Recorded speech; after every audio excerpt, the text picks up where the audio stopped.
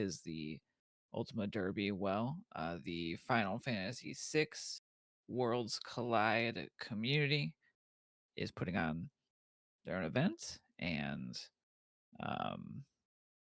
called the Ultima Derby. It's kind of where it came from. We did like a mini one a few months back, and we're doing a longer one. And so, in terms of the flags we're looking at tonight, it's essentially our organizer Drinks Glue / Restreamer here has taken the Gato Cup flags, so unlocked magic, randomized gear, randomized bosses, added on easy items and free shops, and then sprinkled in some generous tabs, including +2 speed tabs. So we should see big power going fast. That's kind of the theme of the overall Ultima Derby relay race. I'm also joined by Aku on commentary. Good evening. How are you doing? I'm doing good. This should be a really interesting race between these guys. Yeah, with these flags, particularly the free shops and the generous tabs, easy items, what do you think we'll be seeing kind of here in the opening, or how, if we put ourselves in the runner's shoes, might we start our opening a little bit differently with those changes? I just more go for items right away and characters. So my opening route will probably never change. Going for the free checks, like to me the jerky shop is free. I always go for that.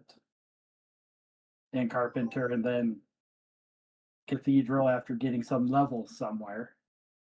And I don't know where these two would be getting levels. And I see we have Chrono and Luca as our first two characters. Very nice. So yeah, we should probably go over. We are on the Jets of Time channel, but this is a submission for a different community marathon. So Jets of Time is a randomizer of Chrono Trigger. It is key item based, so we will need to find particular items in order to take one of our 3 available go modes. One of those goes through Magus Castle, and we need the sword pieces and frog to embark on the start of that go mode. We can get the gate key, the ruby knife, and the dreamstone,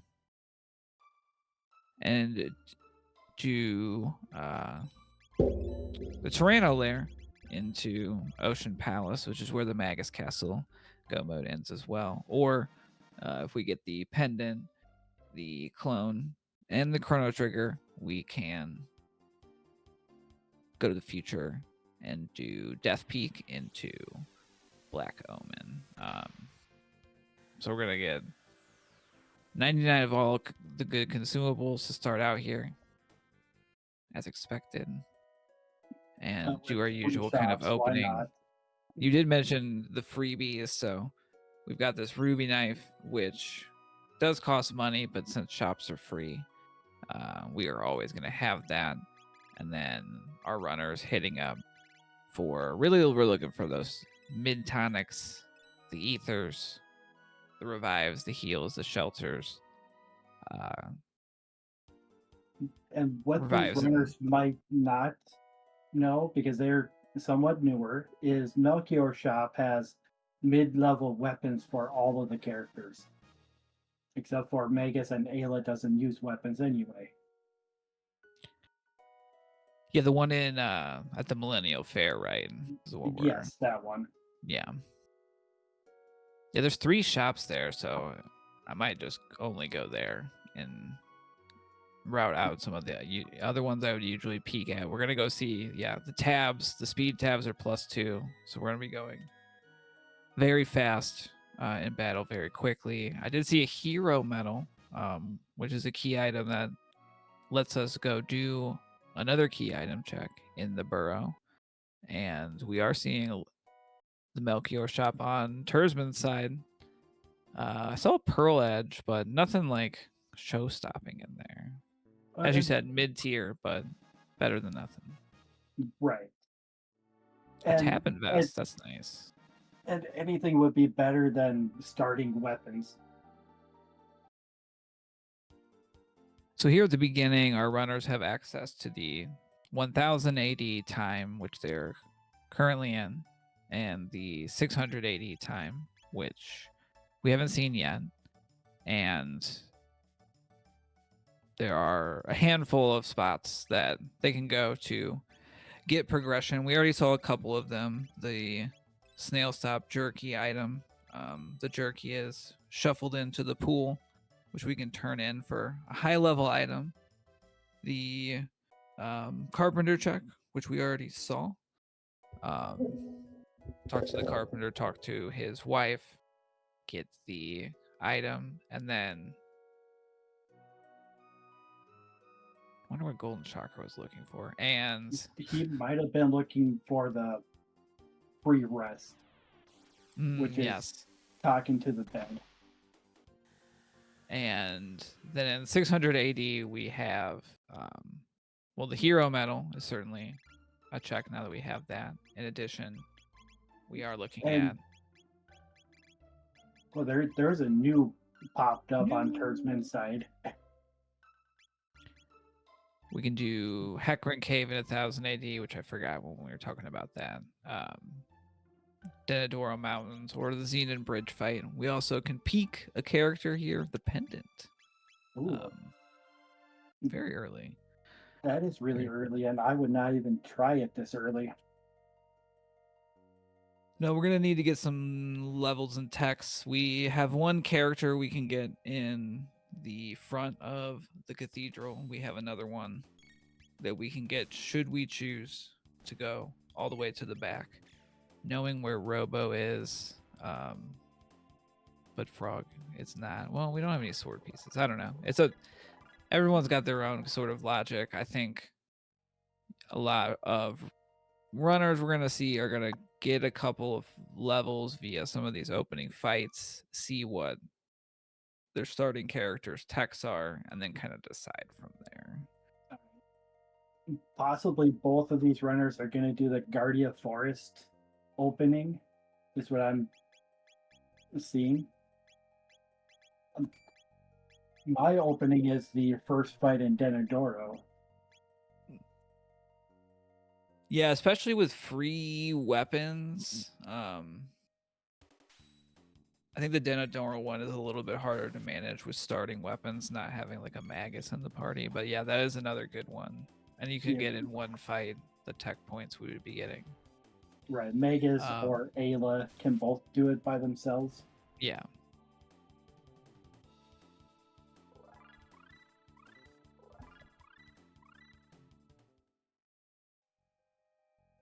I saw Luminaire, so Chrono's ultimate magic is their first one. It looked like Luca had fire. I didn't see what was after that. Kind of flip-flopping here as goldenshocker is going to go turn in their hero medal.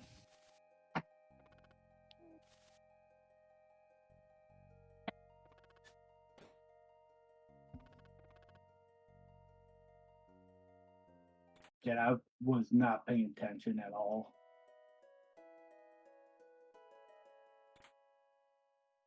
Both fire runners remembering they need to go set their battle speeds and memory cursor. It looks like napalm was I saw one of on Luca.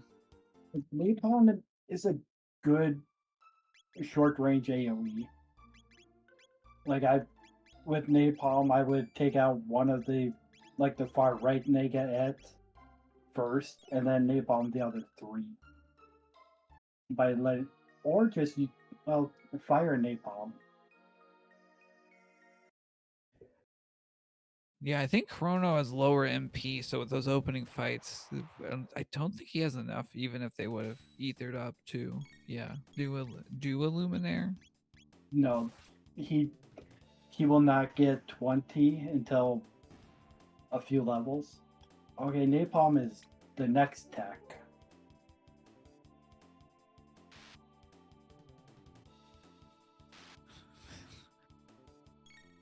We see a frog. So we know we're 2 of the 3 characters that can gate something are. We got frog, and we have a hero medal already. With that free pearl edge. Yeah, frog would be a auto put in team right now. Chrono, so I don't know if we're gonna see the back of the cathedral just based on. Oh, and magic is unlocked too, so we're not even gonna get blocked by magic. I think with magic unlocked, I almost never go to the back personally myself because free pearl edge. Don't even need to shop for it.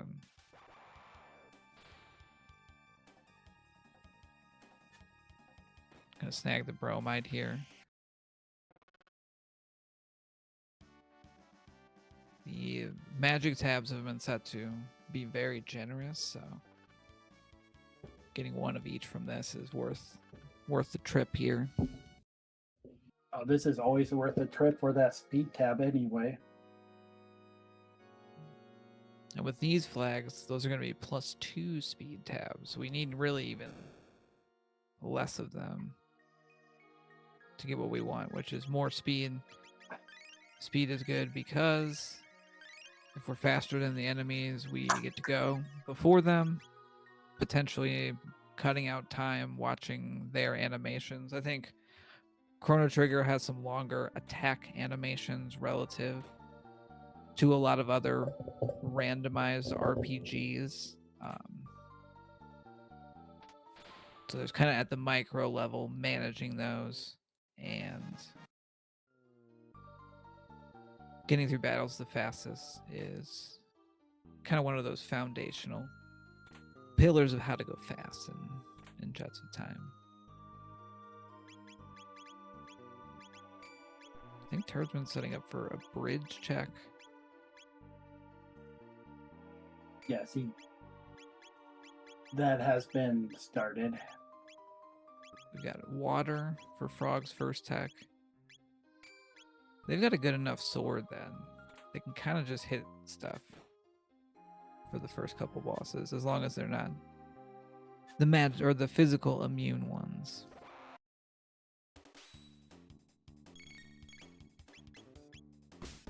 Luca with fire and napalm. And if you have enough ethers, you can power through anything anyway.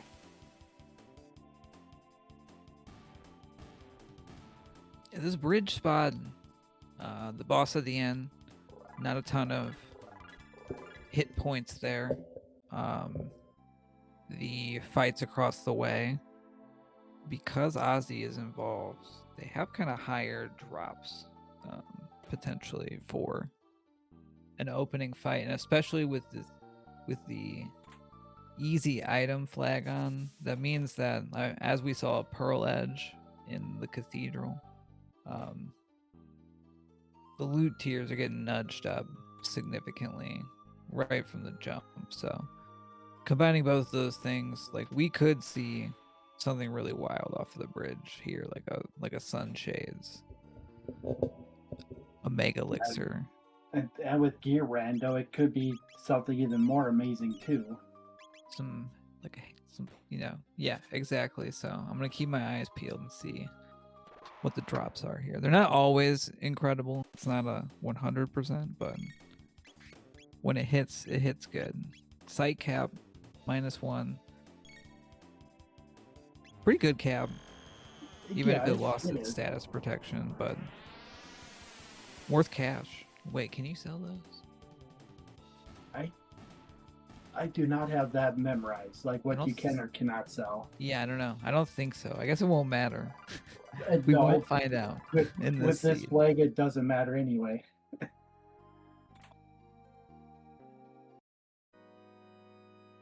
So these bridge fights, if we're fast enough and have like a screen clearing magic, we can just do that. Otherwise, we can hit Ozzy 3 times.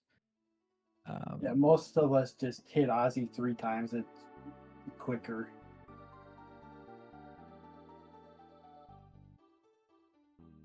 And if you have Ayla, you can charm, and that counts as one of the hits. That almost never comes up, but I'm gonna remember that. It is amazing when it does, though, and you charm something amazing. And we have a lava spawn. The Elder spawn. Now this one you have single target fire. That is 2,000 hit points to get through. So we'll see kind of what our DPS is here. Yeah, and we do have boss scope on, so we can see what the hit points are. And we have a mutant in the back of Cathedral. Giga mutant. So you need magic, and Giga mutant will sap your MP every time you use magic.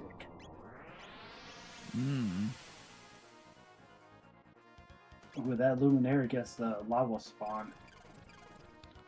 Now I believe these are single target. Does Elder do the single target ones?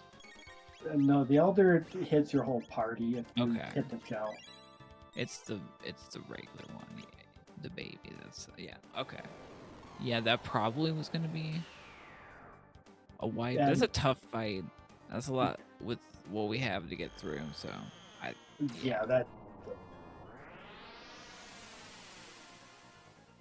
I didn't see what the key item was, but without it being... I did not either, and I forgot to look at the tracker because it'll pop up on the tracker. Right.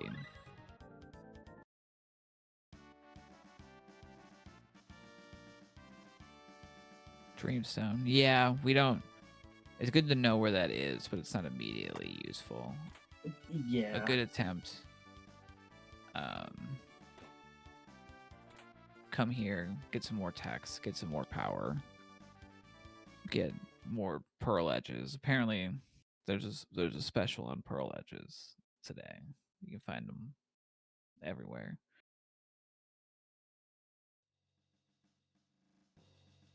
A little bit of divergence. Goldenshocker going to the back. We know where Frog is. We know where Robo is.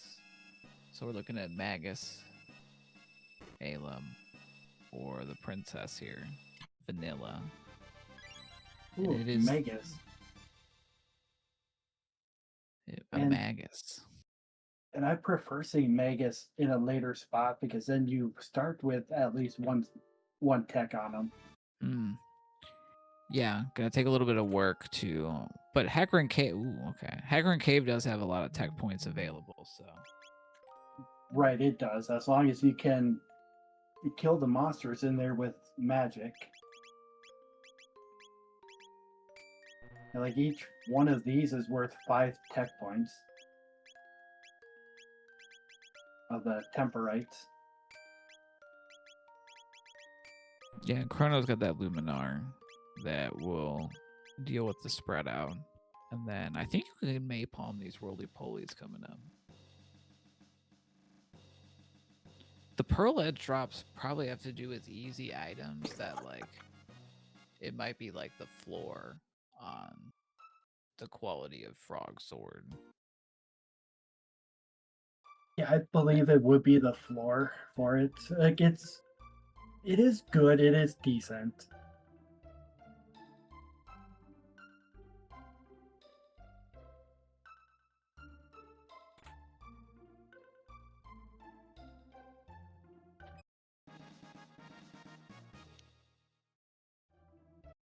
Yeah, nicely done.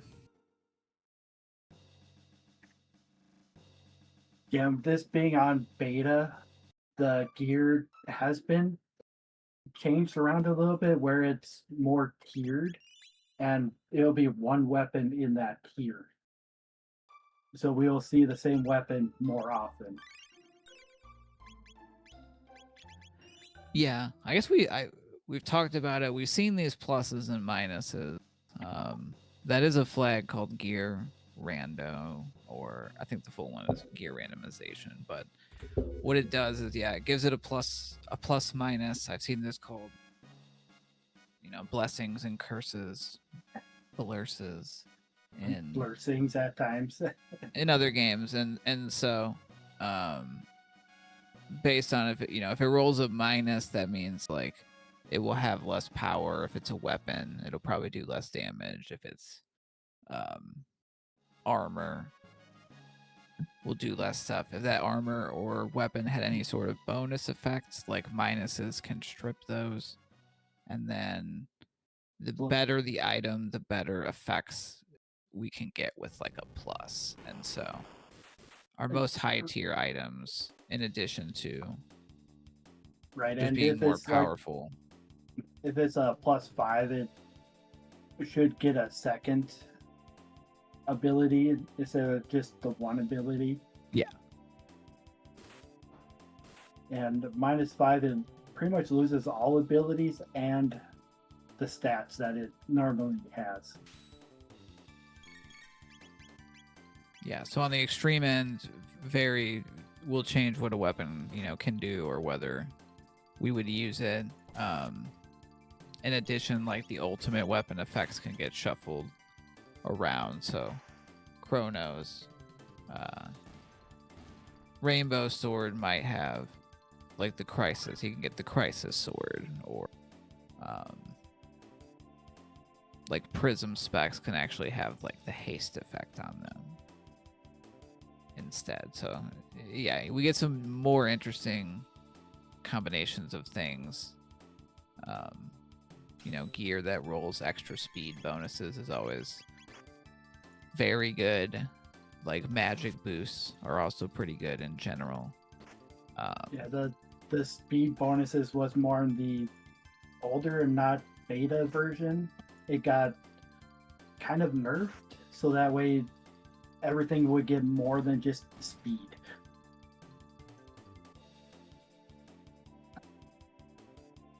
And Yakra over here in Heckran's cave.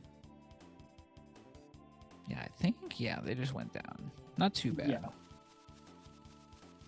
Goldenshocker are going to run into their own. And we'll see if goldenshocker can take care of lava spawn.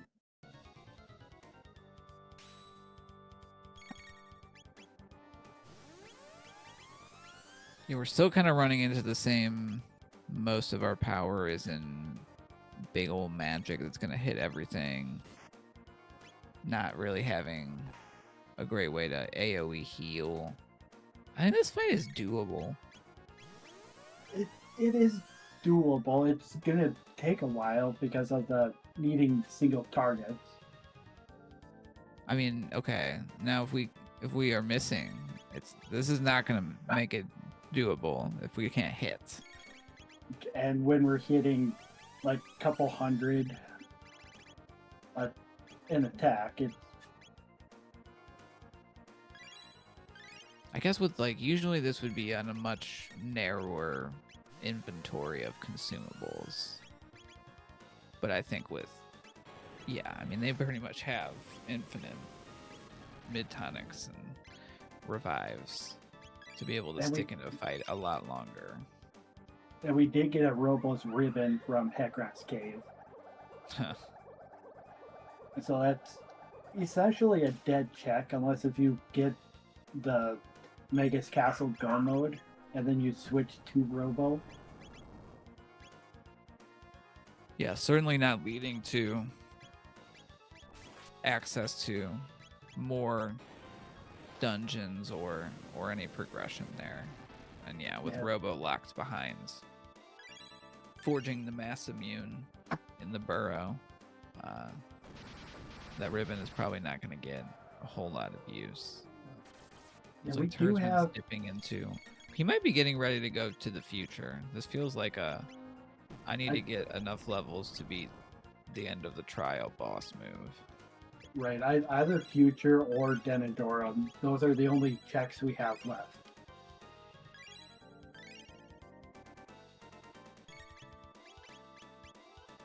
frog gaining heal. That's nice.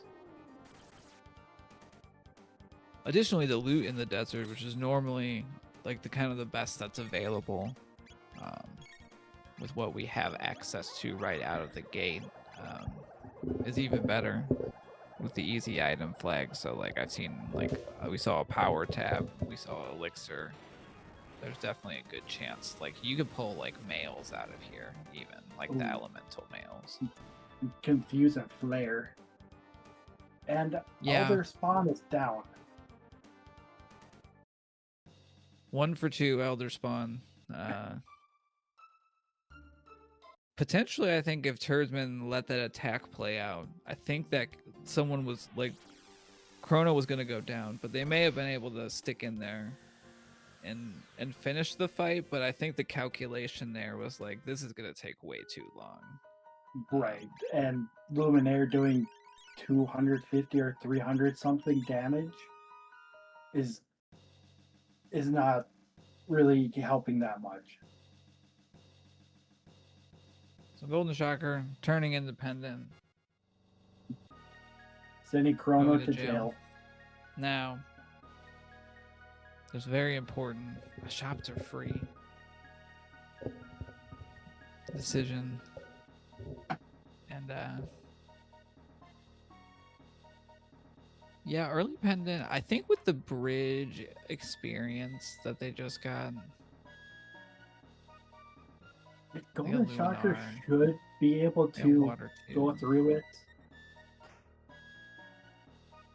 It'll be slower than, like what Turdsman has done and dipped the desert and got to level 14. It might be slower, but there's also gear in here. So it depends on how much you loot as well. Yeah, as chat pointing out, it definitely depends on what boss is standing at the end too.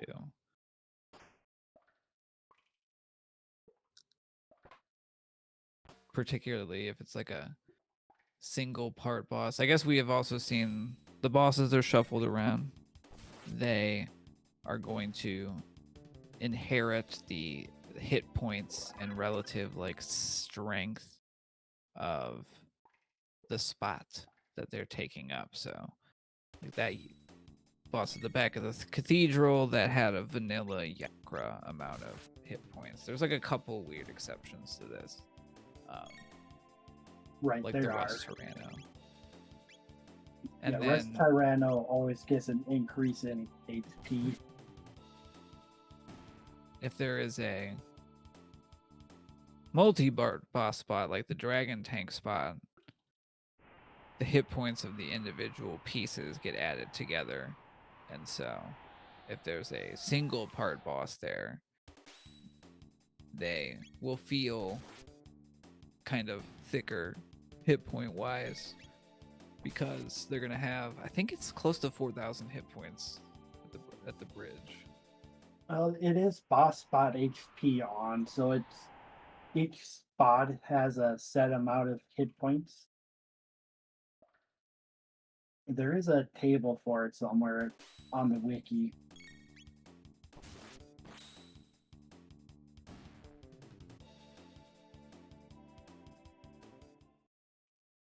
We got dueling. We sent different characters in for the prison break. goldenshocker disappointing me hugely. Okay, we're gonna take the time to just take a mid tonic, but we won't go free and innocent merchant. And I've been starting to free Fritz over there as long as I have Chrono. And I'm usually one that just leaves them. I think newer runners, they mistake this opportunity. Turdsman knows better because they've been through the Gato Cup new player program. I mean, the man is literally has a guillotine hanging over his head. I don't think this is like higher lawyer type chat. Oh, that was a white mail in next. Yeah, it was -3, so it might not be It would still have the ability. Would it have like a less, not 100% absorbed though? It might still be 100% absorbed, just not as high of a defense rating. Oh, that would be fine.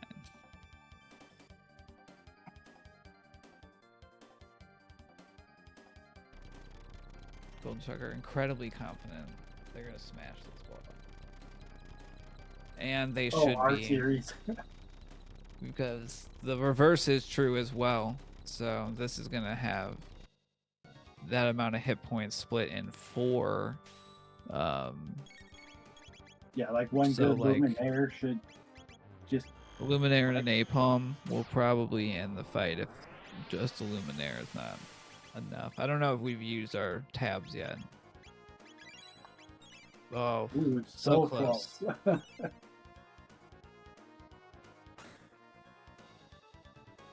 But leaving all 4 up means they're not going to be hitting hard either. Just a couple light punches. And Turdsman does have Flare available to that side. Yeah, 1 flare will definitely finish this fight. Mid-ether. That's a middling drop. Hypno wave, occasionally useful.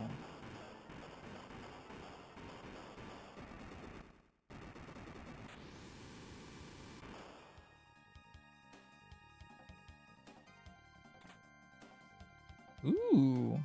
Ooh, nice speed tab. A little sneaky, a little rewarded for going back.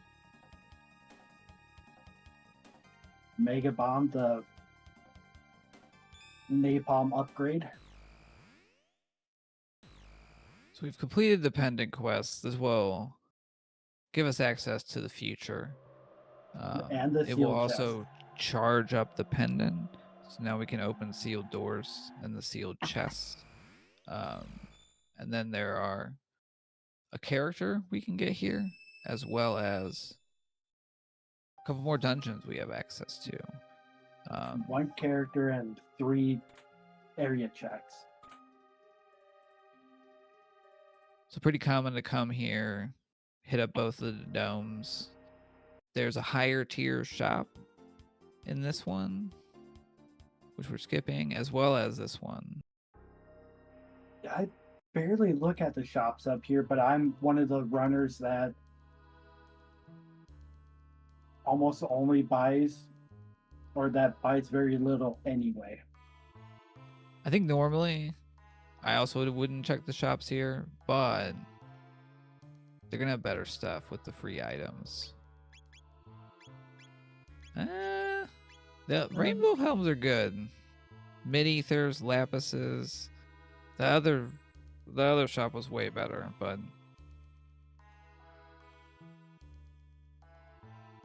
it would be more I'd be fishing for like higher tier free consumables with these flags, because like having a pile of mid-ethers instead of ethers is probably going to make just a lot of fights that would be longer fights go faster because we don't have to use as many items in battle, right? Like, I don't know. Right.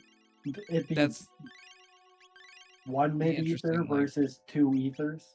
Yeah. The interesting, like, tiny decisions that our runners are making throughout the run, in addition to like the bigger decisions of where am I gonna go next.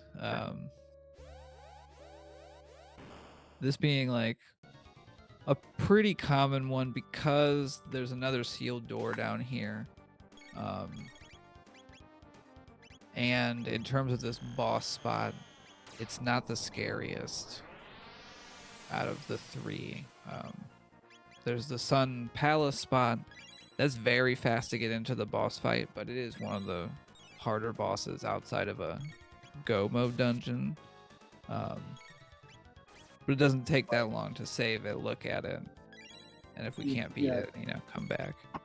Yeah, that spot is reserved at level 15. It's one of the higher level spots. And then we have the Genodome, very long, sort of in-game-ish dungeon. Speed can be an issue here, and what it won't be with all these +2 speed tabs. So I don't think that's as big of a concern. It's just kind of a commitment, but we will get a lot of levels, and with the easy item flag, very wild gear coming out of there. We are seeing a little bit of a difference of turdsman taking the time to clear the desert. Yeah, getting that flare plus heck run. Gold stud, nice. But yeah, getting those very late game spells and techniques earlier, showing how powerful they are. And North Cape Megas, after he's down half of his hit points, will start counterattacking with AoE spells, along with doing his normal attacks of AoE spells. Now fortunate we're getting a lot of lightning, which is slowly healing Frog. Unfortunate. Yeah, there we go. Get out of the cycle here a little bit. Good adjustment. Good little micro adjustment there to wait for the turn. Oh. And then the just speed. Just under.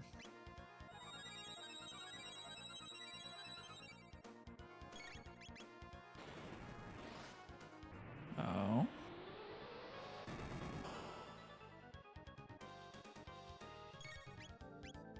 A little subtle thing there is that characters like Chrono's natural element is lightning, so he has a little bit of lightning resist, right? That's why the lightning. I mean, they're all doing more than he can take after a revive, but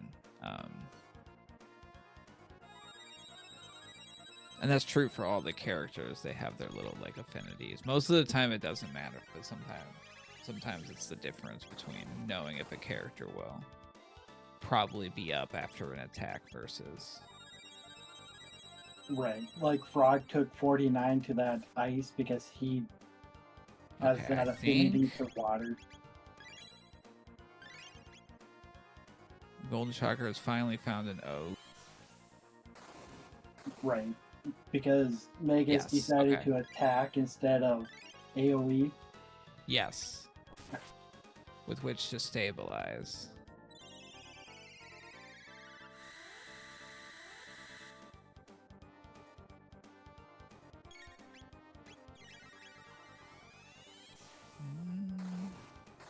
And the reward for Megas is the Prism Shard. Not excited to see that, having no idea where Marl is. Marl would either be here in the future, she could be here. So I guess, or in the past.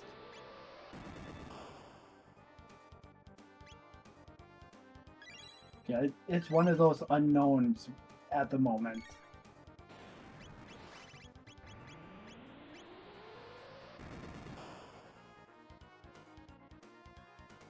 And Goldenshocker is still trying to tank this fight.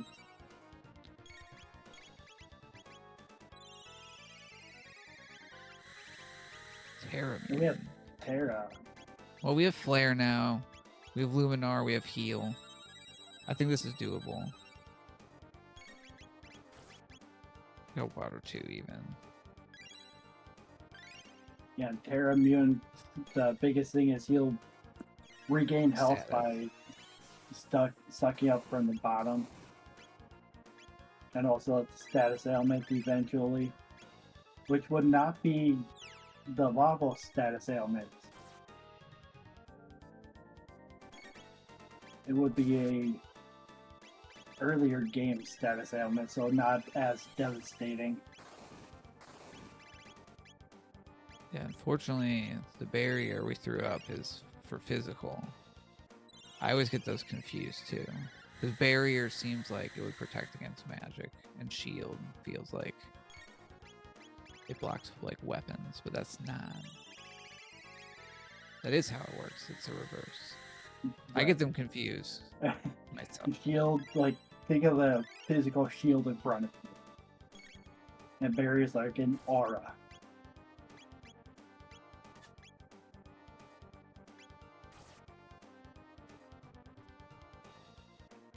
Goldenshocker still got. Oh, I just saw Terrabune go down. Got about 600 hit points to chop through still. And the misses are not helping us.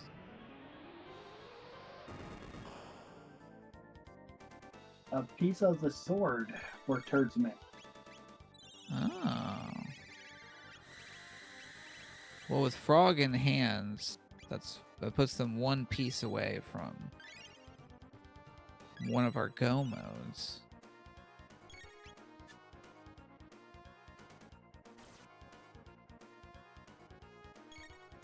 So going up Denadoro, which is a good play, because it's either Denadoro or Genodome.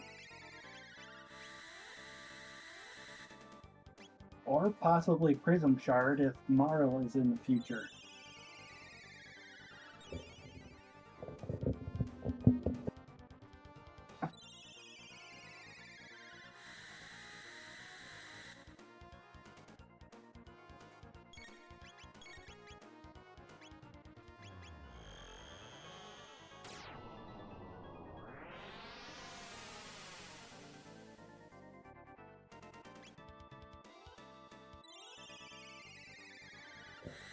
I believe there should be one more attack on Magus at this point.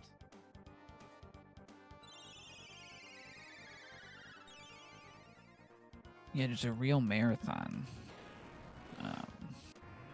of a fight there, but again, it's partly, as I mentioned, the having done 2 less dungeons, Goldenshocker's coming in here, not having the levels, didn't have flare, right? Doesn't have even heal, would make this fight super trivial, but definitely doing a good job navigating. Right. Still going, still very close to finishing it, and having all 3 party members up to get the experience and tech points at the end.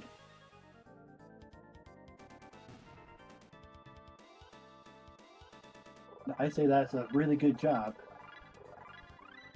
And that gold stud drop will help lower the cost of those major techs.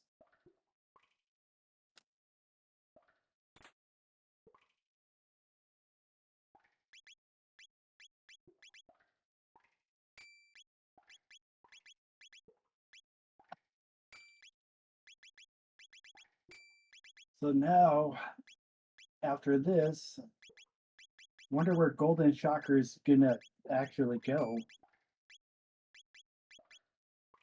And going back to 1,600 AD and opening sealed chests for better loot might not be a bad idea to do.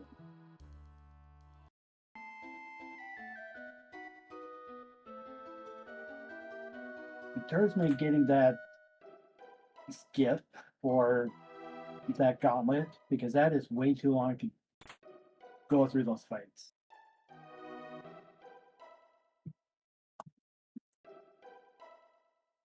Yeah, we brought up skip a couple of times, and like we are mentioning that there are a lot of places in Chrono Trigger where we can skip enemy encounter by moving in a like particular spot. Sometimes it's more specific, like setups are required, but I think the Denadoro Mountains for me was the first place that I learned them all. I think this one down here is, one of the more finicky ones that's kind of based on the timing, but Turdsman saw it wasn't good. Waited a little bit longer for the bird to move up, and that's the biggest thing, is bird moving up is the main timing.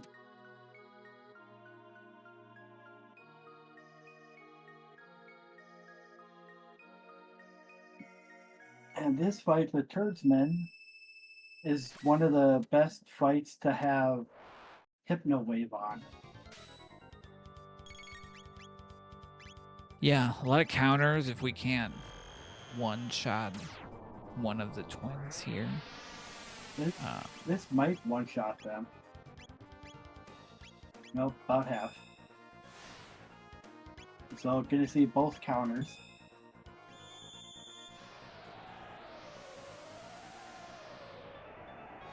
Yeah, this fight, Golem, Flea plus. There's probably a couple other ones. Oh, the Mother Brain fight. That's a big. The Mother Brain more. Like Flea and Flea plus, or Flea plus doesn't really matter if you put them to sleep.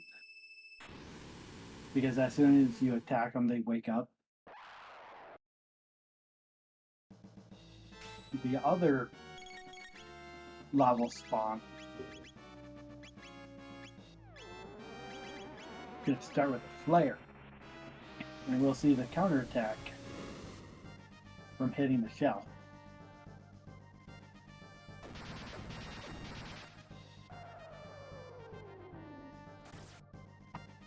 Yep, and this one is the full.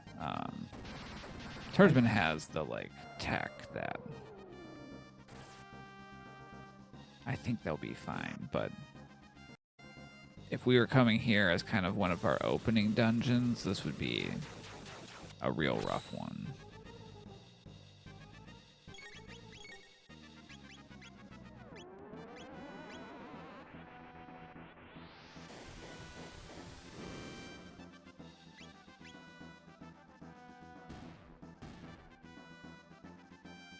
Luca finishes it off with the flare. And Goldenshocker, realizing the factory's not needed. Yeah, if we were trying to unlock the end of time to unlock magic, we could do the factory, but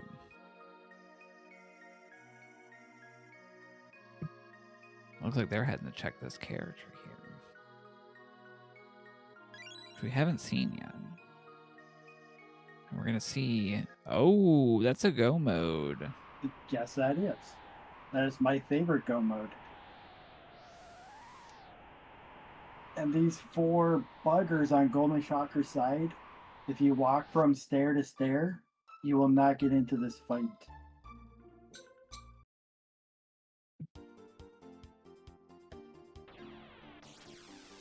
Yeah, they're sleeping, so if we walk quietly and...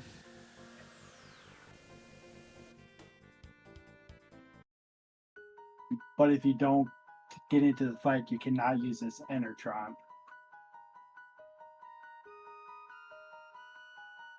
And it is Morrow. Okay. So Prism Shard check is open. And we got Turdsman starting go mode with Mega's Castle.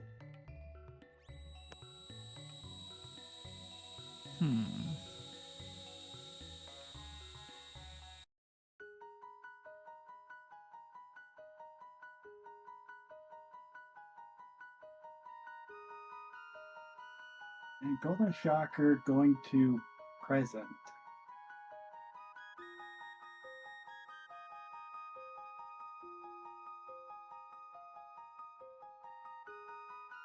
Well, Goldenshocker can also open up the sealed chest in Hecarim's cave and get those 2 items.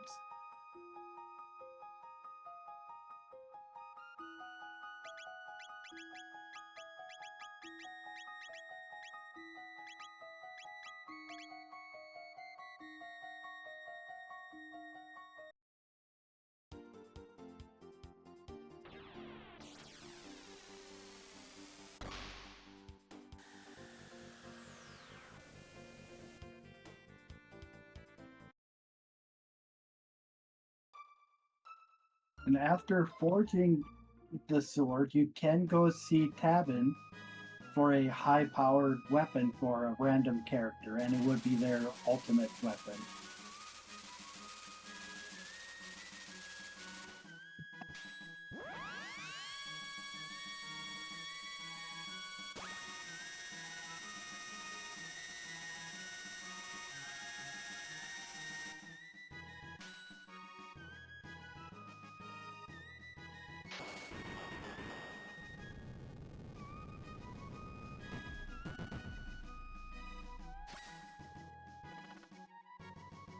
What did Hecarim Cave give us? Oh, the ribbon.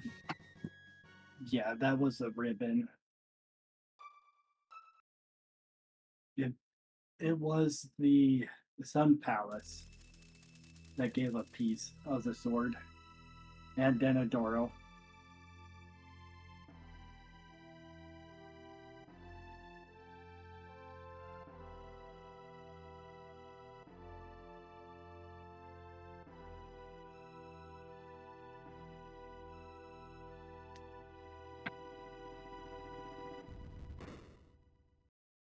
The Magus Castle Go mode. I've seen a lot of this. We did just wrap up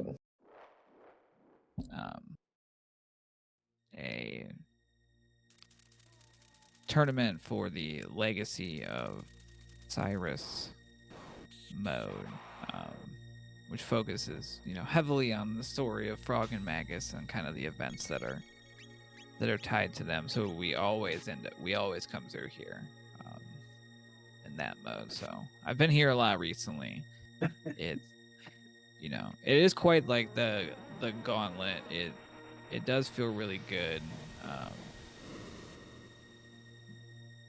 when I execute it well, and kind of hit all of that. There are a lot of encounters we can skip. There's the pit room, of course. We can avoid all of those. I've been going to the right side to see what the flea enemy is going to be. And I wonder who's going to lose their MP to fake flea.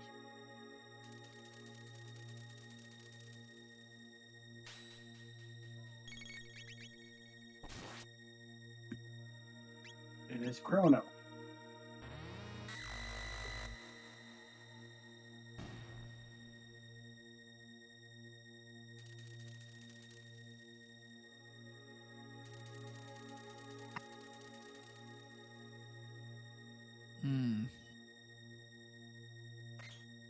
Oh, Mud Imp.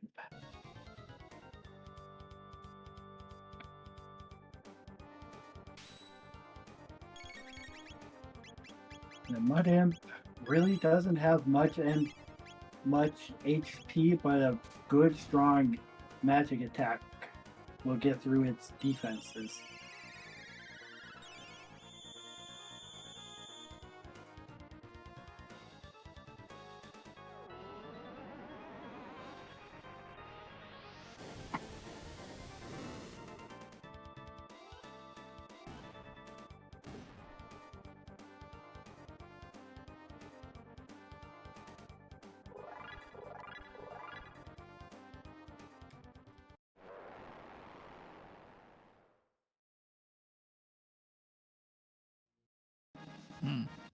That boss went down pretty quickly.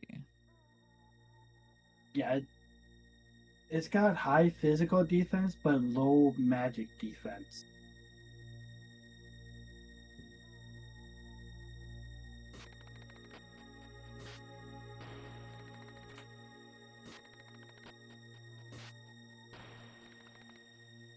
And if we keep getting speed tabs like we are, we're going to have a max speed team.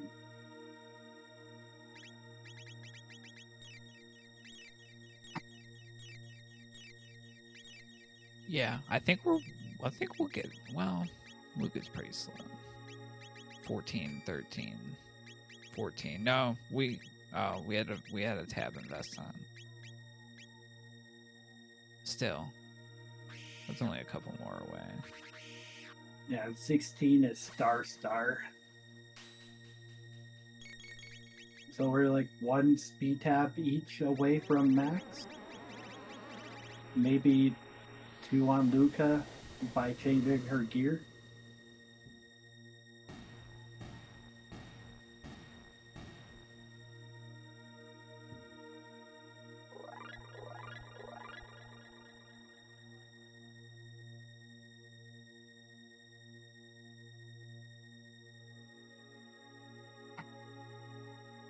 And the other general is Zombor.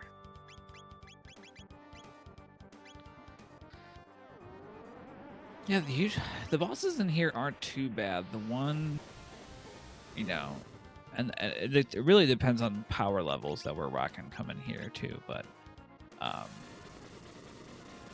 I know at lower levels that Magus fight at the end can, depending on if they decide to switch into an element that we have access to, which we do have coverage across 3 of them with our parties, but that can really affect kind of how long that fight goes on for, or if we can be like successful or not, is kind of what happens in that first half of the fight.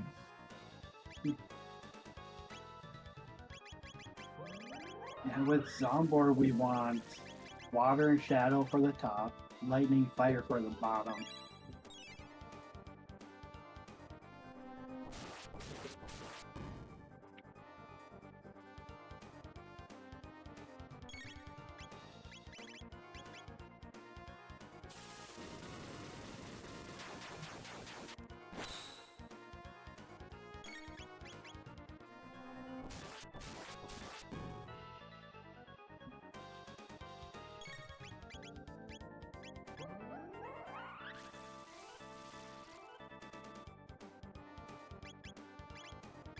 Yeah, getting there is easy.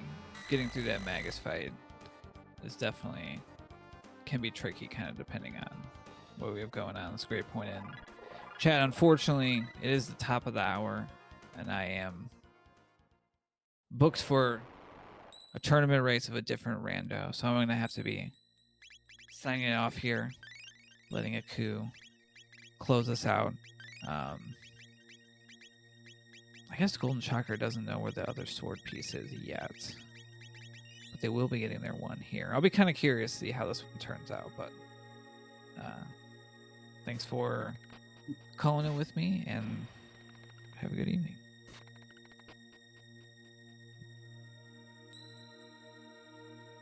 And with the different team setups, like goldenshocker does have access to all 4 elements with that team, whereas turdsman has access to 3 of the elements. There's just no way to combine elements into shadow.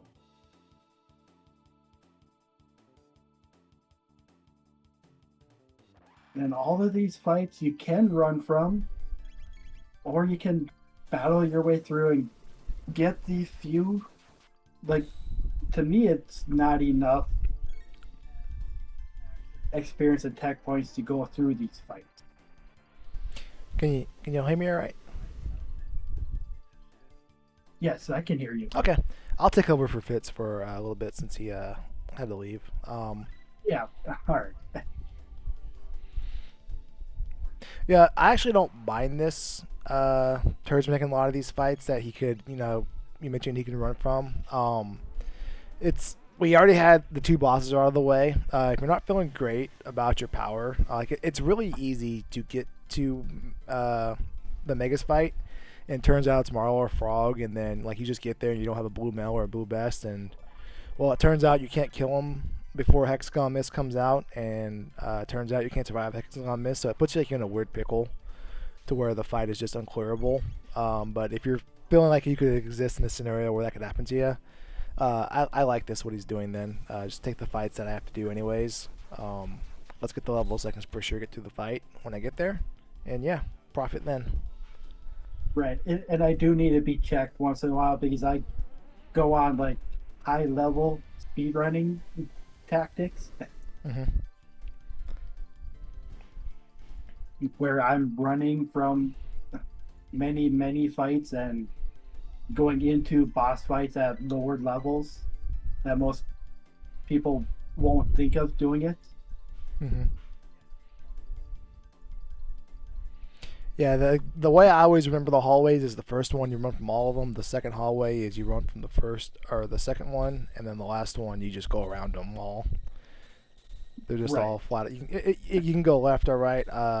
You learn a lot about your character in the last hallway if you go right or left, and we'll see what Turdsman does as well.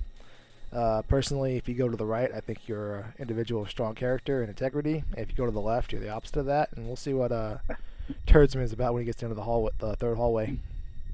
I go to the right because it's closer to the chest at the top. That makes sense, yeah. And with these rolling enemies, if you're not moving, it'll roll through you, not getting the encounter. Mm-hmm. Yeah, this is the easier of the two roly-poly stairs. Ooh, this is a... So fun fact, when you fall into the holes in the Aussie trap chest room, every time the exit starts off, I think the exit starts off to the left. I think it rotates clockwise for every hole you fall down. That's in the pecking order, closest to Aussie. And I've fallen down this hole enough times that I think maybe it's the one on the front. I think this one's on the far right. The exit's on the far right for this one. But sometimes in Jet's time, falling down this hole is not a bad thing because there's 4 chests down here, and the loot in Meg's Castle was very nice. There's a dash ring, there's a power tab. Yeah, see, far right. I knew that. Yeah. You fall enough times, you learn the exit.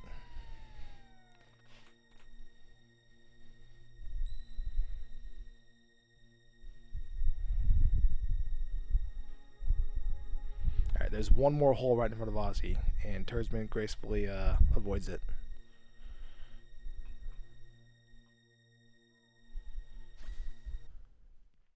Yeah, this one you want to be pressing up when you go by these birds. Mm-hmm. Except for the second one on the left. You get that one to go off of the pathway.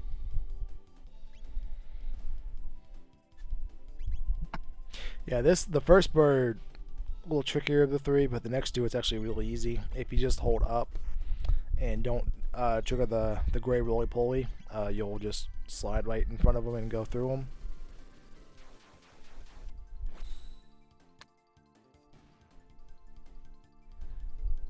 And then there is one that you mentioned that we need to gracefully shove him off the ledge and...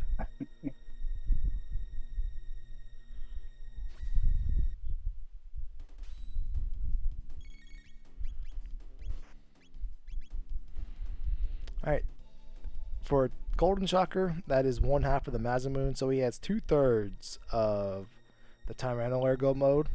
We still don't know where the gate key is, but if it's somewhere in one of the checks we have access to,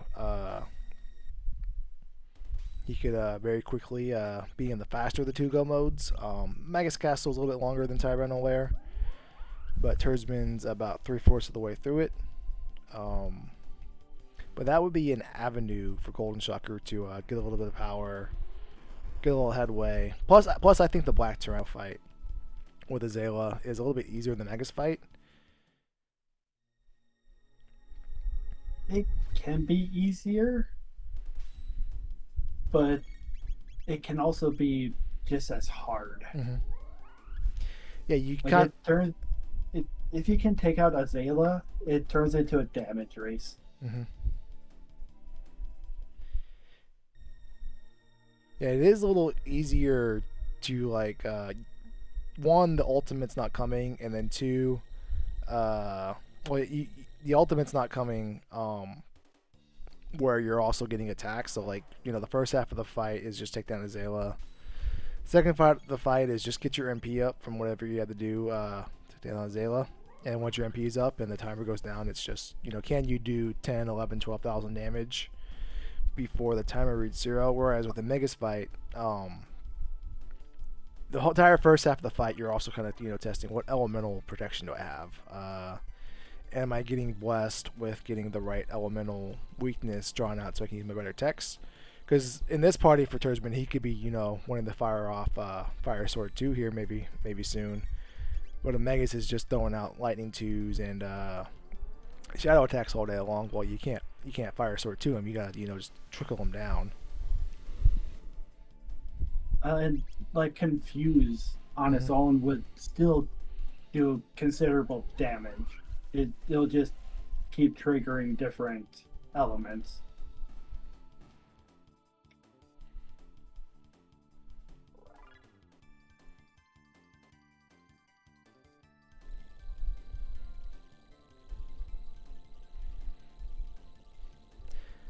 Alright, I think goldenshocker might be gearing up to take on this fight. We know Robo's at the Frog's Burrow. Yeah, Frog's Burrow. So that means Ayla has to be in the prehistory cave, right? So maybe he's doing this in advance that maybe I find the sword anyways, and I can just get this reward as well. Or go through this fight because you'll get double XP and TP, because this is a spot where that would happen in the game. If you take out the Red Knight middle, it doubles your XP and tech points. The turdsman went up right side. Ooh, and he avoids the last fight. Nicely done. Yeah. And it's a golem.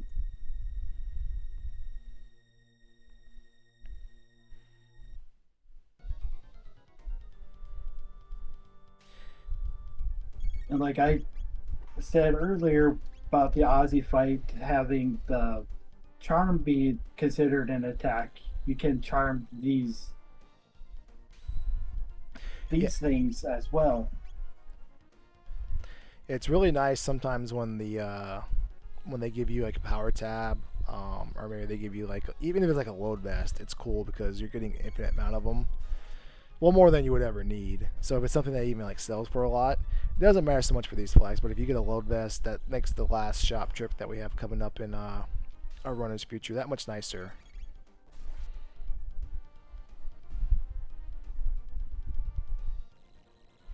Goldenshocker left the far left chest. Oh no, I think he looted it all before.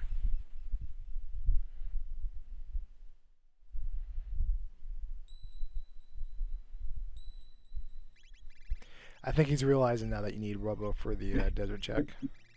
Yeah. So back to the future. Yep. He's down to Genodome, Son of Sun, but I think he's gonna like what he finds at Son of Sun if he goes there. Yeah, Son of Sun is a quicker of the two checks. Genodome would have really good loot, but it's a large time commitment. Mm-hmm.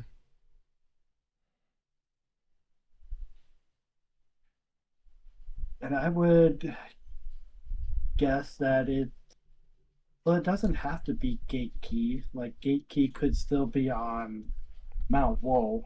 Yeah, we could get Thomas Pop into Mazamoon 2 type thing situation, or the Sunstone, because we had the pendant, but we have no idea where the Chrono Trigger are, and I think none of that matters because Goldenshocker is going to get his other half of his Mazamoon here, and he'll be at the front door of Magus' lair while turdsman's at the back door. Goldenshocker could have also turned in the Prism Shard and did that for a check.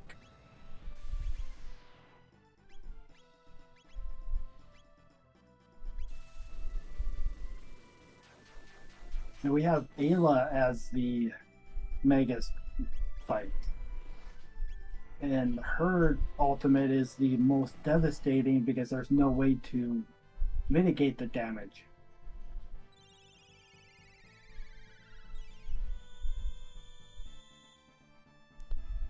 But with heal though, his turdsman Chrono has over 500 HP. I think that's enough to survive it. I think it's going to come out like, just in like the mid 400s. Frog and Luca maybe not. Yeah, that is if you let that attack go off.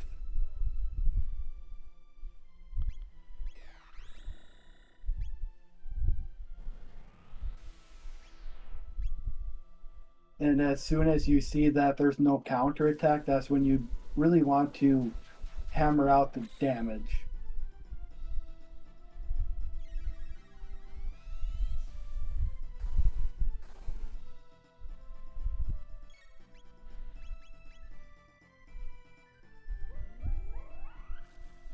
Oh, Luca went down.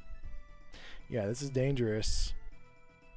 Because you have to spend some time getting characters up while the ultimate's charging up to come out. We're still not in the halfway point yet of an Ayla/Magus fight. And with life, that helps a lot with bringing characters back, because it's always going to be more than 50.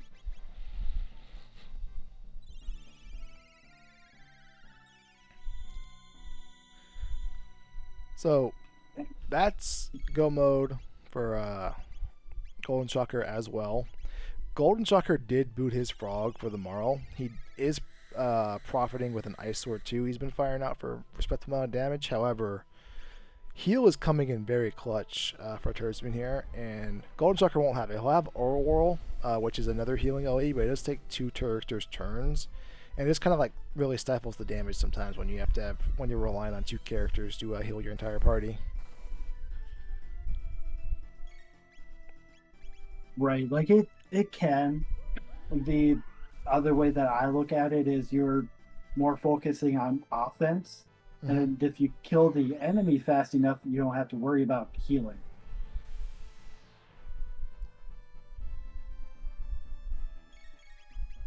And if you did save Fritz, you can go to that shop, and there are guaranteed lapises there in that shop, which is 200 hit points to your party.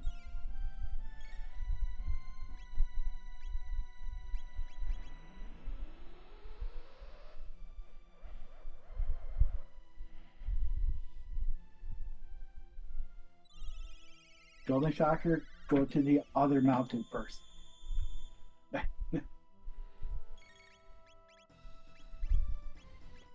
There we go. Almost. Wrong other mountain.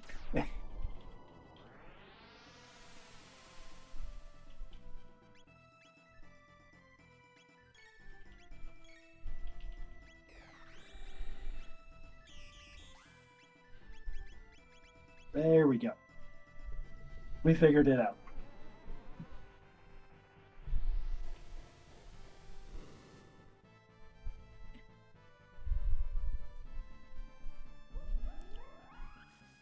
Okay, turdsman did a flare and there is no counter, so... Oh wait, we are way past that. Yeah, we're just trying to pile on the damage here before the damage gets piled onto us. Yeah, flare and like frog at this point is nearly useless. And I only say that because unless he has leap slash, his water 2 won't eat too much damage. But got through that fight. Yeah. Very nicely done by turdsman.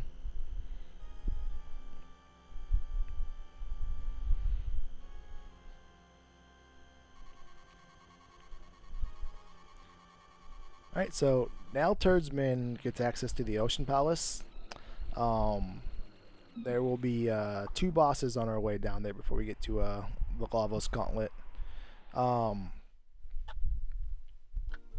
Another thing with having Frog in the party, I don't think Frog has it yet, but eventually Frog's going to learn Frog Squash, and that's going to be really nice for the elevator fight that he has in front of him in the Ocean Palace. Yeah, that would be best way to take care of that little gauntlet is with Frog Squash.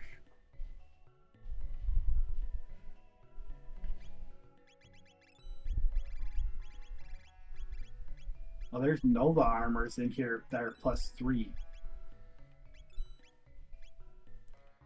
But I did not see what they rolled, like what special abilities they have.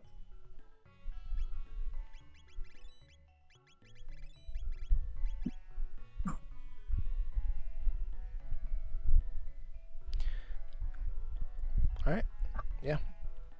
Nova armor's +3. I think there was load vest +3, but we didn't pick any up. But Nova would be more defense anyway. Yeah, say less. Also, there were some mega elixirs, and then the requisite amulets. Really, you can get away with the entire season just a time without status protection up until Lavos, because if you get those cycles where you're gonna get status effects off of characters, sometimes Lavos doesn't let you live long enough to do that. So that's where status protection really starts coming in handy. You can get away with it all the way up until the final fight. With boss rando, it'd be any fight past where you can get the amulet too, because if a boss does a status effect, it would be the Lavos status effect. Mm-hmm. Alright, this is Mother Brain hanging around in the golden spot. Unfortunately, like the vanilla game, we have to actually beat this spot. It's not a freebie for us. The rule of Mother Brain is don't kill all of the screens. If you do kill all the screens, you're going to regret it. But if you leave one alive, usually then you're fine for the Mother Brain fight. However, sometimes you can kill the last one on accident. So just be mindful of that, and the Mother Brain fight will treat you well. And with Hypno Wave, you can put the screens to sleep, so they will not heal Mother Brain. Or confuse them, or like they're susceptible to any status effect.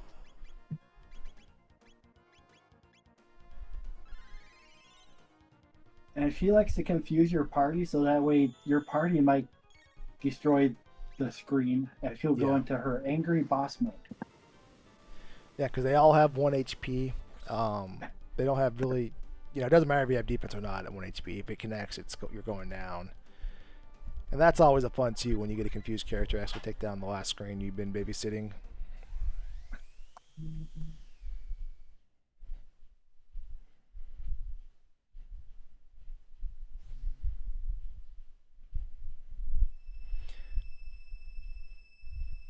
And we got Zombor on the left side, getting an ice or 2 to the foot.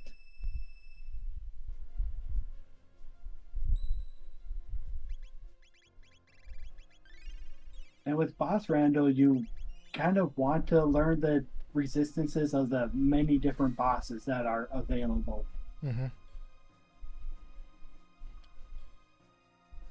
Yeah, the bottom half of Zombor, he likes the lighter elements. He likes lightning. He likes ice. And the top half is the reverse. He likes the darker elements. He likes shadow. He likes fire. Lightning and fire you want to do to the bottom. Water and shadow you want to do to the top.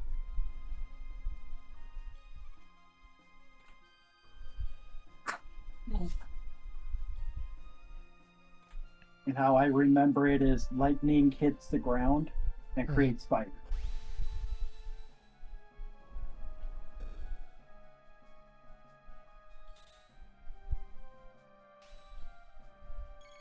Turdsman getting into this fight. And this one you can dodge by running straight up out of that door and running between them and then going kind of around them. Yeah, maybe his timing was off because he only grabbed the first chest in the little statue rooms. There's one more chest on the left island of statues, but maybe with the free shops, kind of threw off his timing of when they're going to come down at him. Because if you go to grab the other chest and you do it in the fastest possible speed, you gotta pause just for a second. But maybe he thought he was good to go and wasn't good to go.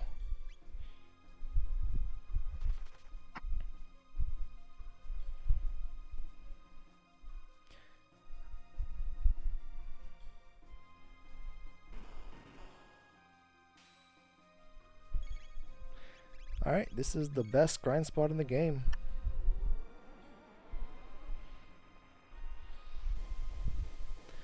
This is a fantastic time if Turdsman like to do so. He can learn Frog Squash. He can learn the last few elements he needs on Luca, Frog, or Chrono to get all the dual decks he wants.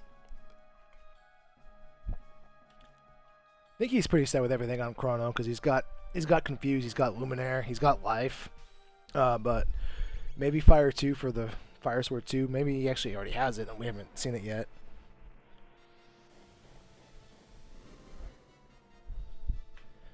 But nevertheless, this spot gives you 2,600 experience, and there's no other spot that you can, easily, comfortably farm like this. Like he's doing, just throwing out flares. And then resetting the room respawns the fight, so it's repeatable to your heart's desire. Uh-oh.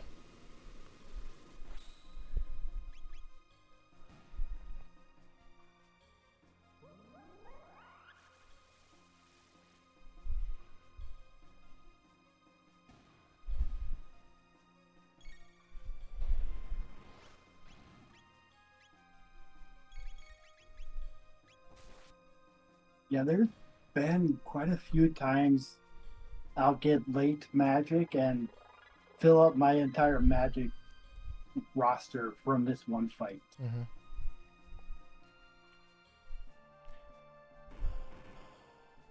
Yeah, in Jet's time, there's a lot of MP once you get to this point. Even if you don't farm, don't repeat this fight, there's some of the better grind spots or the better fixed encounter spots are right behind this. They're just not repeatable because you're not right next to the spot to reset the room and walk in and walk out. So you don't have to do your full grind here because you still have like 7 more very lucrative fixed encounter fights in front of you. Right. Yeah, like the only time I really full that sheet is I'm coming here and I'm at like level 22 when I start this grind. Mm-hmm.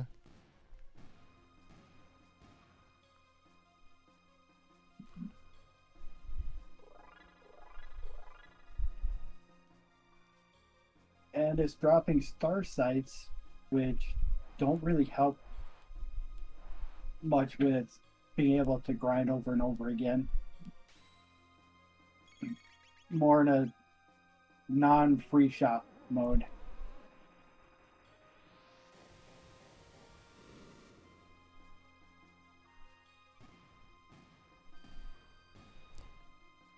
And we can see how goldenshocker is gonna get through Magus' castle, this other part.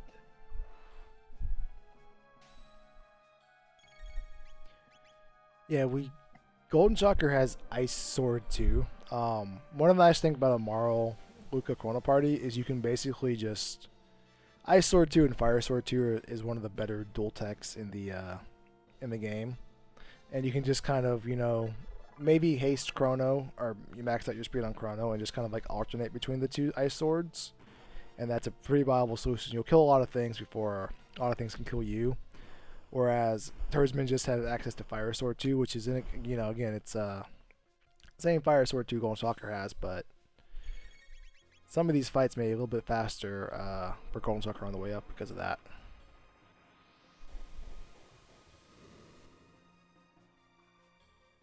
Yeah, and all of these strats are viable. It comes down to play style. Mm-hmm. Whereas Turdsman does have Frog with heal, so that could help with some things. And now Turdsman is lowering Frog's HP for Frog Squash. And Frog Squash damage is determined by Frog's max HP that he has at his current HP. Mm-hmm. So the lower it is, the more damage it does.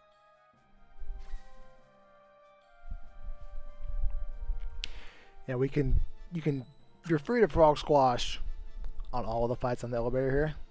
However, there's one in particular that it's highly recommended, and that's going to be the 6 Scouter fight.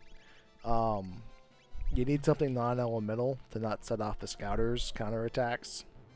And Frog Squash, as we'll see it happen right here in this fight, is the solution to that.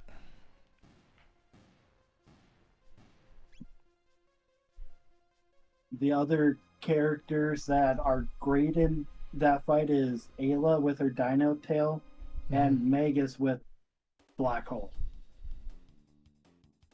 Except Magus cannot hit all 6 of them, but can take out 4.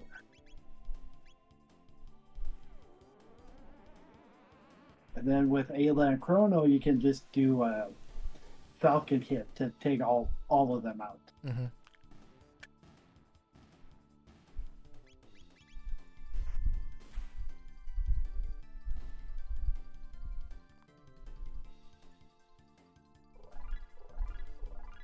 Nice crit with Frog there.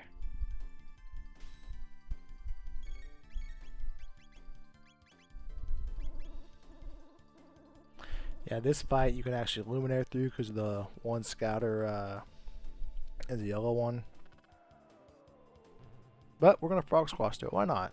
And we got the perfect 15 MP left for the last one. And with these going onto this elevator, I try to get, like, I would be trying to get Frog to be higher speed than the other two, so it's right there, right away. Mm-hmm. Lessening the chance of the enemies attacking Frog and potentially taking him out. Mm-hmm. Yeah, it's a risky strategy because if a Frog goes down, like maybe the cursor ends up, a spot you weren't expecting it, and in the rush to get Frog Squatters off, if you queue up the wrong tech, or if they just get into if their ability gets queued up before Frog Squash comes out, and they target Frog, you're kind of like left in a pickle, so to speak. It's still Ozzy's term. There's really nothing you can do about it. It's just a dangerous spot all around. And turdsman got back to the switch, but just couldn't get out. And getting out, you'd walk out, turn to the side to get around the trigger, and then after you got around the trigger is when you would run out of the door.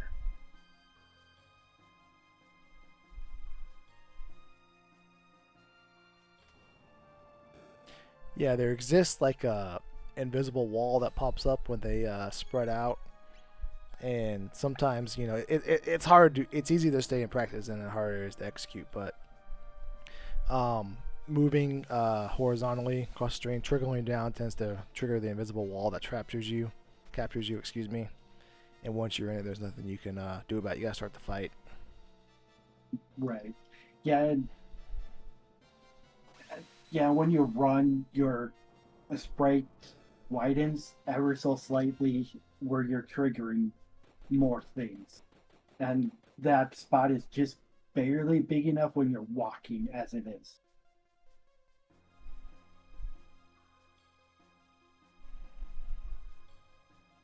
Alright, last treasure chest in the game, and it's and full it was ether. A full ether.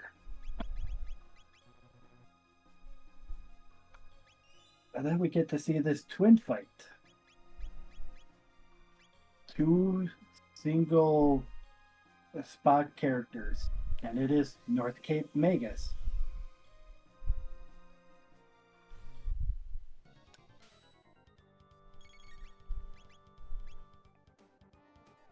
I don't think I've seen North Cape Magus here before.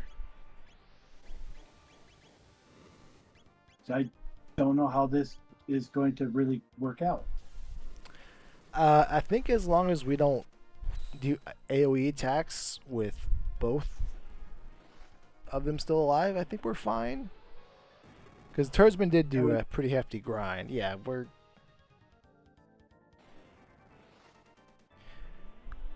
150 damage, Fire 2 is nothing too dangerous. However, if he got a double counterattack followed by a double turn, that's a lot of damage. Right, and if that both we of them are see right here. Well, that's a lot of, speaking of a lot of damage, that's a lot of damage, but... Yeah.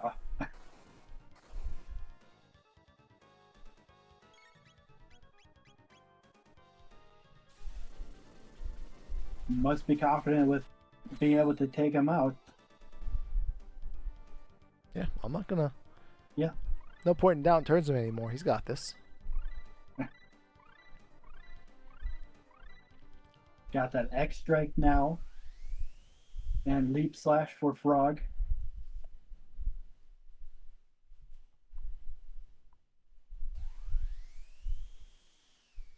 Golden Shocker on the Aussie fight.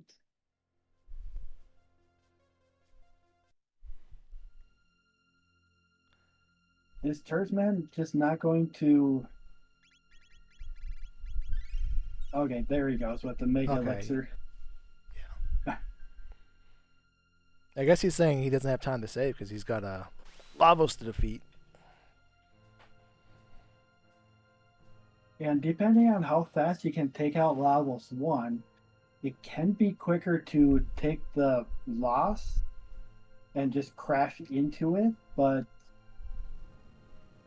you don't get that save if you crash into it.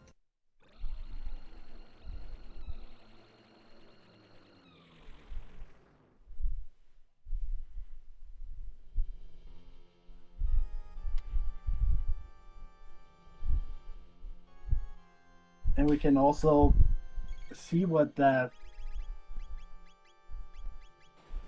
obstacle status effect is.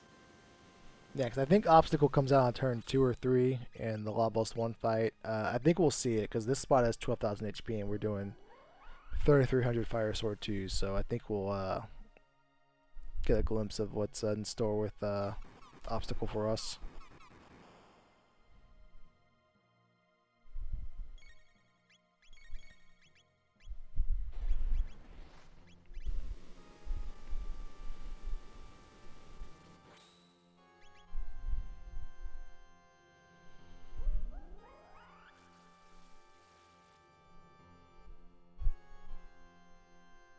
Yeah, there it is on turn 2.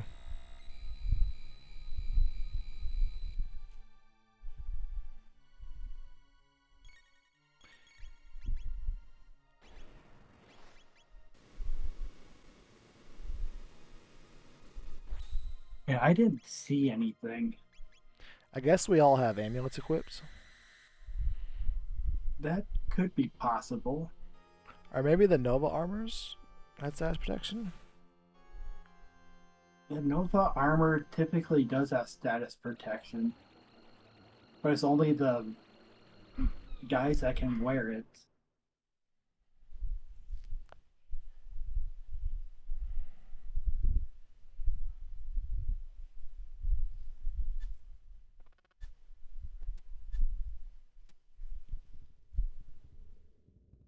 And Golden Shocker showing us why you want to pay attention to the elements. Or Golden Shocker did not attack at all, and Magus will start out with absorbing every element. Mm-hmm.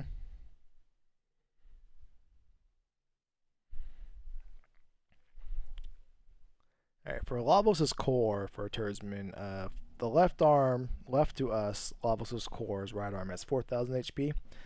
The right arm has 5,000 HP, and the head has 10,000 HP. However, we can't damage the head until we take down the arms. And it's a little bit scary until you get the arms down, because they start off with an AoE attack, and then they start following it up with some physical attacks that will wipe most characters if you haven't healed them up after the initial AoE attack. But speaking of AoE attacks, if you can just, have flares, have luminaires, you can get both arms down pretty quickly, like we're seeing right here.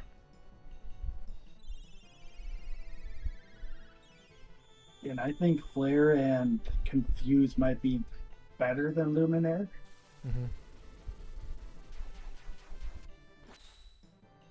Yeah, like 1,600 versus, I think, might be 1,000 at most with the Luminaire.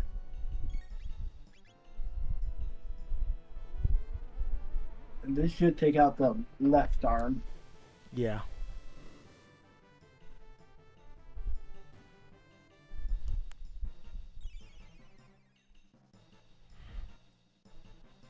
And Ayla looks like she's liking lightning right now.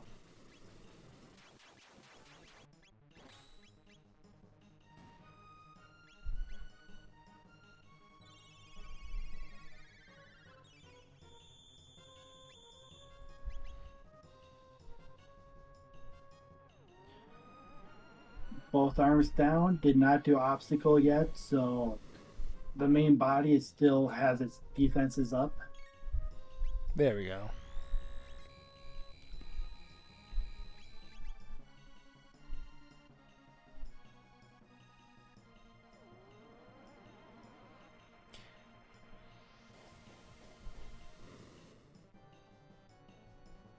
I think it's Shadow Moonblaze is what it does on its third turn, which is the strongest attack Lavos Core has. But if you have decent DPS like Turdsman has here, you can deal 2,000 damage before turn 3 makes its way out. And we're already over halfway there, and now we're on turn number 2. Yeah. Yeah, Shadow Slay, and then a weak fire attack, and then that Shadow Doom Blaze. And then there's another ability it does after that that increases Lavos' attacks. Oh, we get to see a Spire. Nice.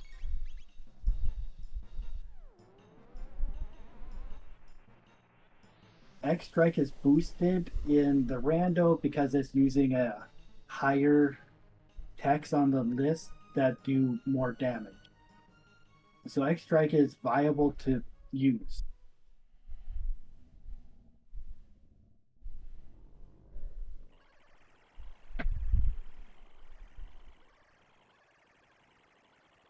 And goldenshocker is still on Magus. Ayla's still liking lightning. Yeah, it's unfortunate we're not getting more ice or fire cast out of Ayla here, because that's where our bread is buttered on goldenshoker's team. Well, Shadow would be good too with the antipode spells, because that is Shadow.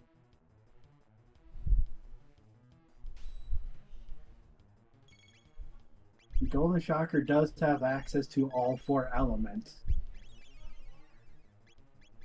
Water with Ice Sword 2, Fire with Fire Sword 2, Luminaire, and then I don't know what antipode spells they have, but that would be the Shadow. Mm-hmm.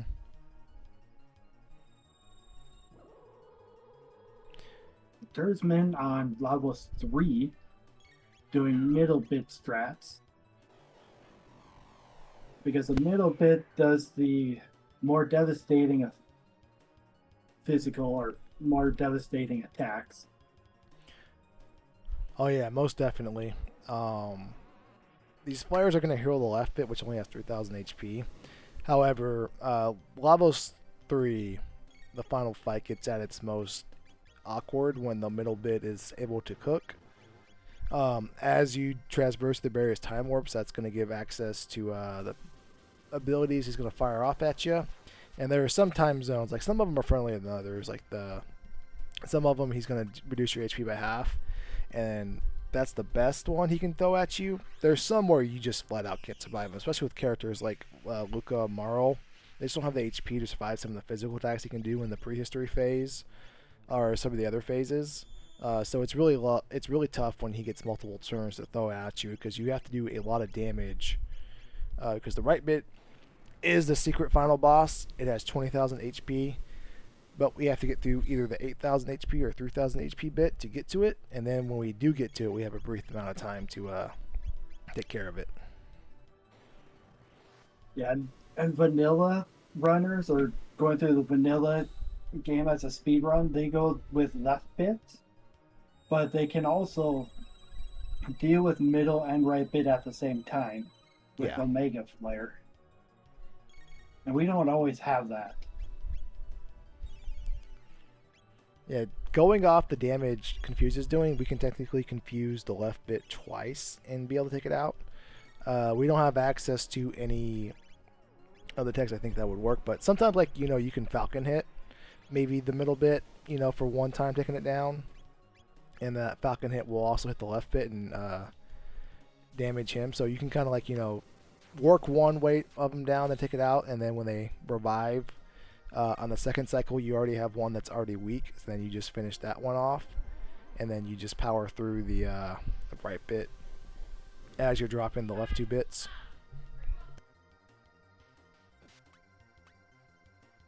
Goldenshocker getting through the Ayla Megas fight.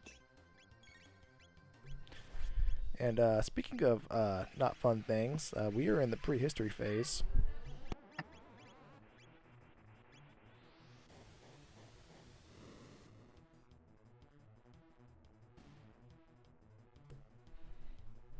Which doesn't matter because middle bit is down. Mm-hmm. But because Luca took it out with an AoE, it triggered left bit's counterattack.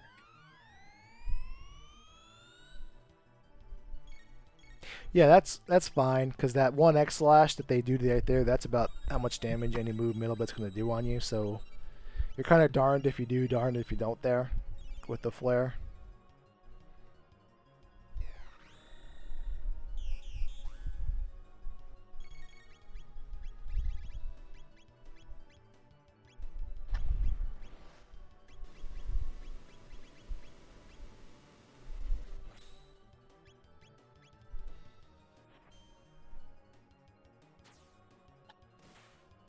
Alright, we're throwing out Sleep Clusters, so we gotta be close. We're throwing out flares, so we gotta be close.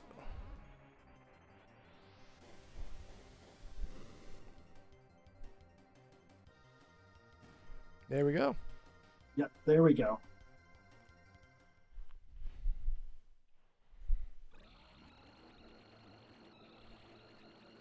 GG's to turdsman.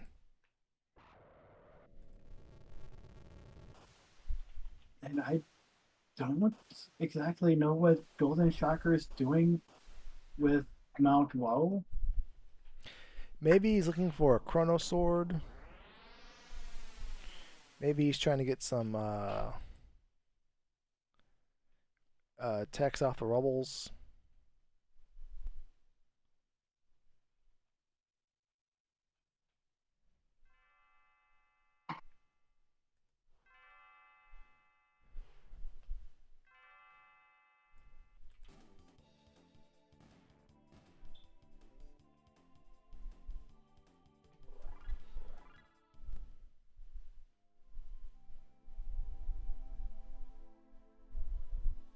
Yeah, I think he's just maybe showing off some other parts of the randomizer and looking for Chrono swords.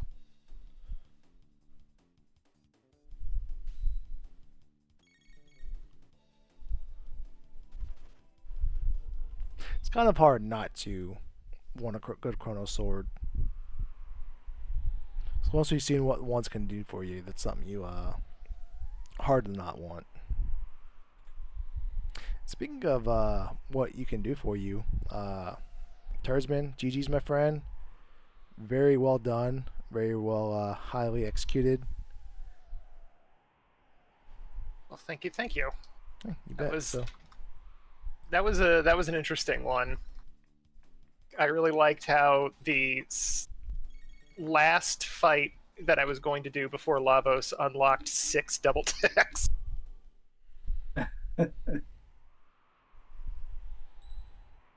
Yeah, that's like he gives 240 ability points or tech points at that spot, and it's just kind of awkward, especially with the double tech points. Sometimes triple tech points if you haven't been grinding a lot throughout the seed, all firing through. But you know, the seed gave you the ones that matter though early on. It gave you Luminaire, gave you Flare, and Confuse relatively early. What were you trying to do with all those amazing techs early on? Well, like I always want to get a screen clear as soon as I possibly can, and with Luca in the starting party, that was very pleasant to see her. I would have liked Fire 2 to show up a little bit earlier, but once I got that gold stud, she was basically just unstoppable. But yeah, getting Confused really early on always makes me want to get one of the Fire or Ice Sword 2 mixes to go with it, but that took a hot minute.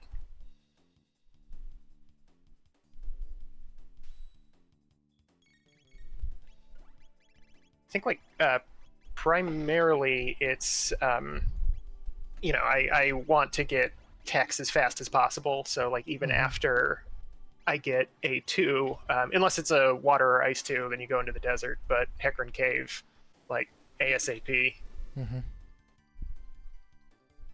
Yeah, and Hecarim Cave having a bunch of creatures in there giving lots of tech points, like most of them give 5 tech points each creature in a fight.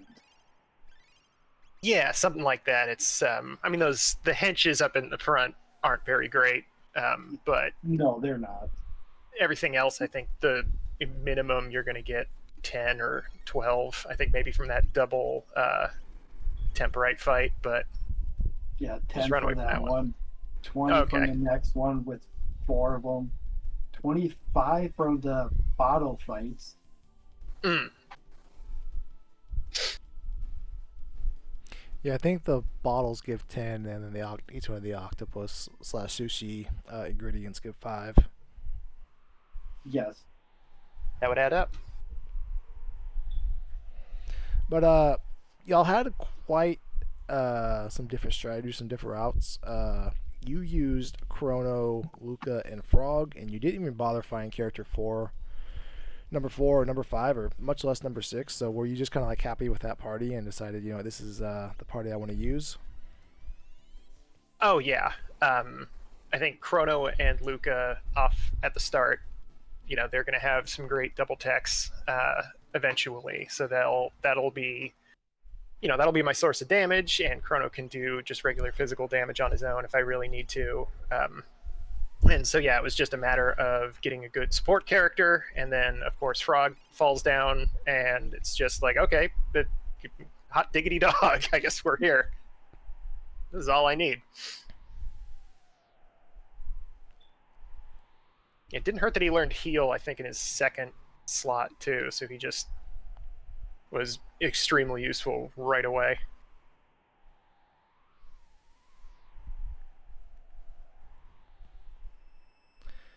And when you got to the future, you went right to Eros Dome, then you went to the Son of Sun. We haven't seen anybody do Genodome, and then Mara was actually at the future character, so the Prism Shark could actually possibly lead somewhere. Did you have any thoughts about maybe doing Genodome, doing a unorthodox play to see maybe what because you were one close from go mode right away, just about. Yeah, I think if I didn't find the gate key, at least, then I would have had to go through Genodome. But thankfully, I found the 2 Massamoon parts. Yeah, that's kind of what I was on the lookout for. Was if I was going to have to go back to Zenon Bridge to grab the not the ruby knife, the Dreamstone from there. Mm-hmm. Yeah, I think the ruby knife was the snail stop. Yeah.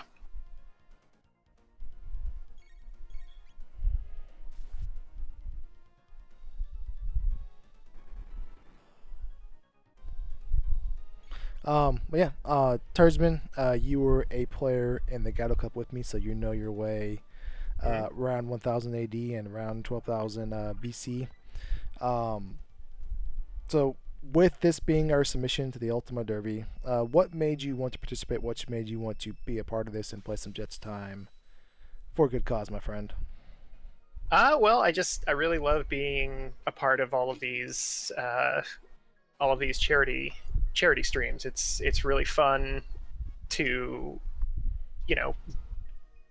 we're all just kind of messing around and enjoying a game we like, but it's really feels good to be able to actually help, in a small way while doing that. So I'm always up for helping out with one of these when they pop up, and of course this one originating with the Worlds Collide community. I was thankfully given a pretty easy in to be able to jump in and help out with this.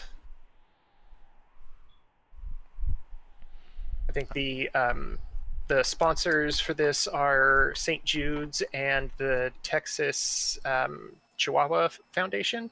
I forget the exact name of the second one.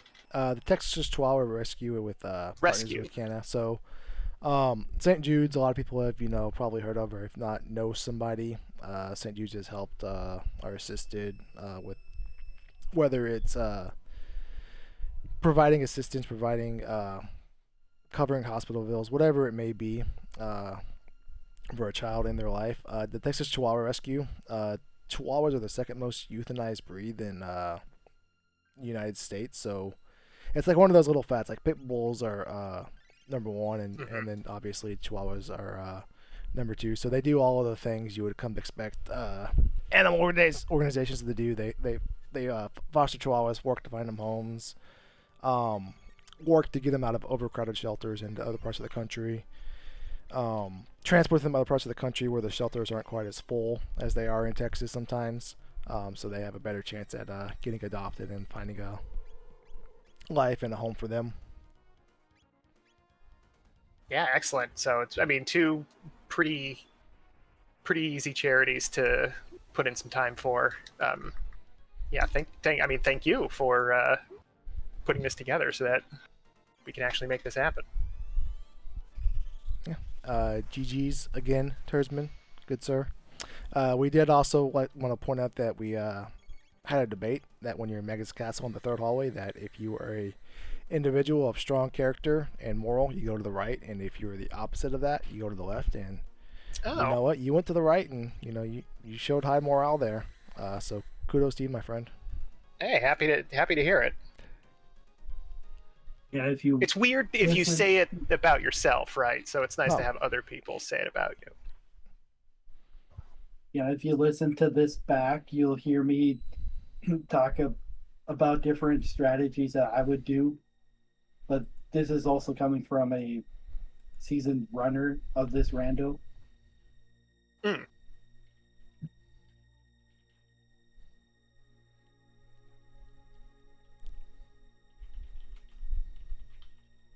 Yeah, I'm sure there's all sorts of different little things to to keep in mind that I'm not quite with that yet. I think in this one it was kind of, I got a little bit lucky that just sort of following my nose worked out.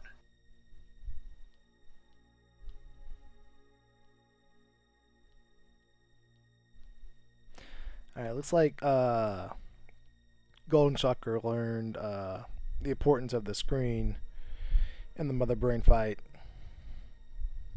Yes. Yeah, that's him far away back, so he's gonna go ahead and call it a night. Nothing wrong with that. He gave it a valiant effort. Unfortunately, sometimes characters go off and they do their own things and they kill the screens, and you didn't want them to kill the screens, and it happens. Yeah, then also the importance of saving all the time.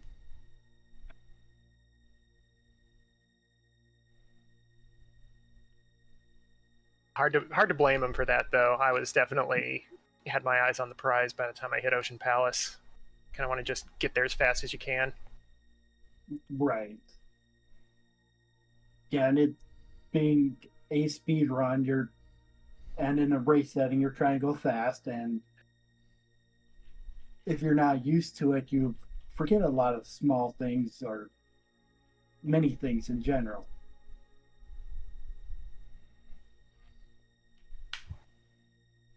Yeah, it's hard if you can get through the Ayla fight. It's hard not to feel like most things are gonna melt in your path until you get to the Lavos Gauntlet.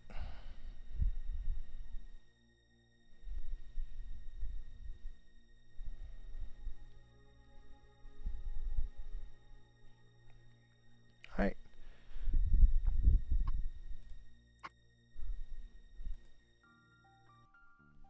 All right, so Turdsman, before we sign off for the evening, do you have any final thoughts, any shout-outs you want to give a mention to before we go?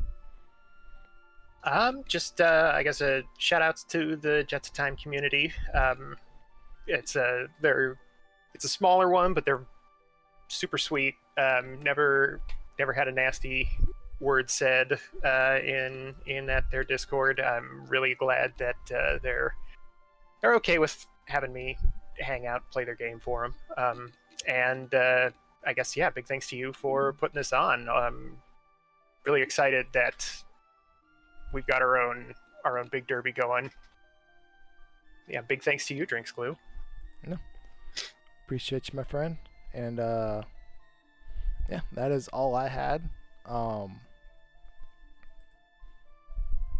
So thank you everybody who had tuned in. Thank you everybody who had watched goldenshocker and turdsman duel it out in the Gatto Cup Plus in our Ultima Derby submission. I will give it to my co-commentator tonight. Well, technically the original commentator. I'm the second co-commentator. I will pass it off and let them do the sign-off. Yeah, thank you all for coming in. Thanks for watching. Thank you, runners, for running. And I'm sure this will be a great event for the organizations that it's going to be for. Have a great night, everyone. Bye-bye.